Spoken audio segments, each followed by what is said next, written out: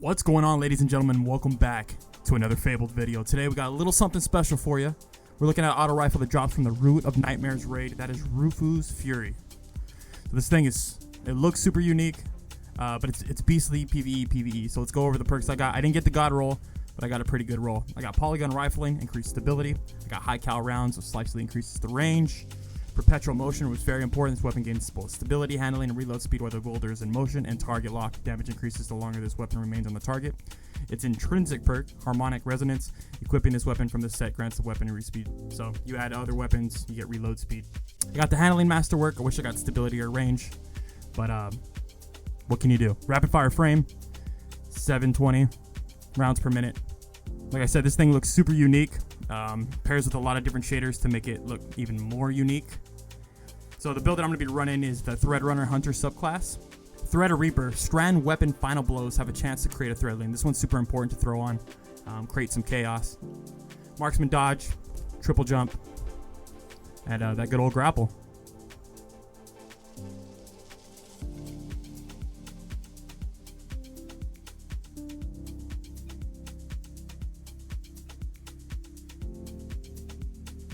Now, for all my D1 veterans out there, this gun gives me hard Necrochasm vibes.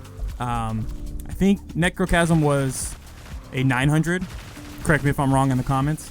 But just the way it shoots, the way it looks, the way it sounds, gives me the vibe. So this gun's pretty stable. And then you add perpetual motion or any stability perk that you can get on this.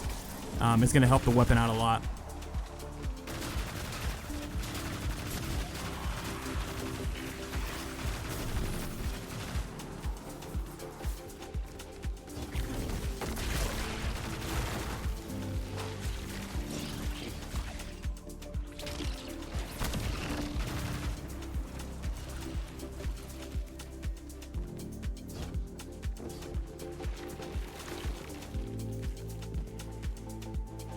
So on our seasonal artifact, we got Overload Auto. So this pairs very well with that. High-end content, GMs, masters, whatever you gotta do. Now we touched base on stability. We did 3 tests here. So this gun pretty much has a vertical recoil pattern, and then it pulls to the right. So once you master that, I mean, literally pretty easy to start beaming. Now we talked about the gun, we talked about the stability, we talked about PvE. Now let's talk about what you really came here for. Fabled, can I grab this gun and go in PvP and start bodying people? Well, let's see. You could hit your headshots and this thing absolutely melts. And I mean melts. The biggest benefactor that we're looking at is controlling that recoil like we talked about earlier. Once you learn about, you know, where that recoil pattern is going, and you get the gist after a few games, you get warmed up. This thing is a monster. Hip fire potential is really good. You got medium range, you got long range, both really good. You want to kit this thing out for range.